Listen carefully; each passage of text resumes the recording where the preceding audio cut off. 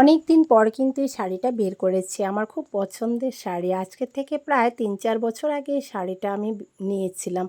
তো এই শাড়িগুলো কিন্তু তখন খুব বেরিয়েছিল। তো আজকে অনেক দিন পর শাড়িটা বের করে নিলাম। কিন্তু জানো ভালো করে পরতে পারলাম না।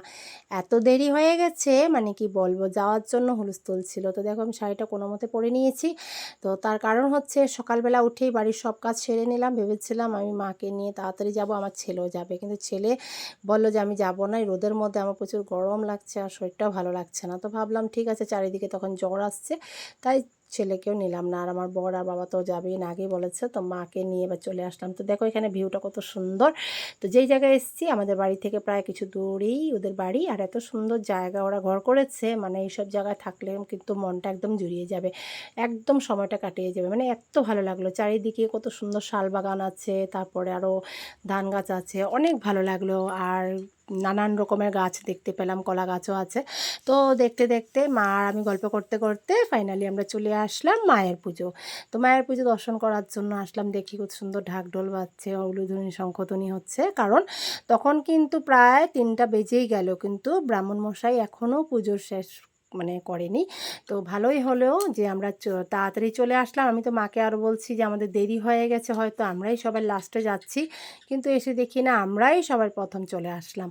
তো তখন দুপুর ৩টা বাজে, তো আমরা অনেক আগেই চলে এসেছি। তো খুবই ভালো লাগলো যে ৩টা বাজলেও তো পুজোটা তো পেয়েছি। তো আমরা আসার সাথে সাথে কিছুক্ষণের মধ্যেই পুজোটাও শেষ হয়ে গেল। তো কাকিমা বলল যে না, সকাল থেকেই আমাদের পুজো চলছে। তো এই মানসিক পূজাটা ওরা ৩ বছর ধরেই করছে, এই বছর মানে লাস্ট ২ বছর ধরেই কিন্তু পুজোটা হচ্ছিল। আমিও আসছিলাম তখন, কিন্তু আমরা রাতের বেলা এসেছিলাম, কিন্তু এই বছর কিন্তু আমাদেরকে দুপুরবেলায় নিমন্ত্রণ দিল। তো খুব ভালো লাগলো, পুজোটা ভালো করে দর্শন করলাম। তারপর একটু চরণামৃত নিলাম। চরণামৃত নেওয়ার পর মাকে একটু মন ভরে দর্শন করলাম। আর দেখো ভোগের থালাগুলো কত সুন্দর করে সাজিয়েছে। এত সুন্দর করে আজকে মায়ের দর্শন করতে পারবো একদমই ভাবতে পারছি না। আর আমাবস্যা তো এখন অনেক দেরি আছে। তো দেখো মানসিক পূজা কিন্তু এই সময়েই ওদের করা উচিত, তাই ওরা এই সময়ে করলো।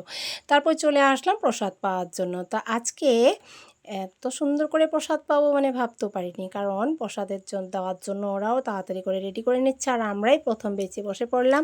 তো এই সাবু মাখা ফল দিয়ে আমার খুব ভালো লাগে, এই প্রসাদটা পেলাম।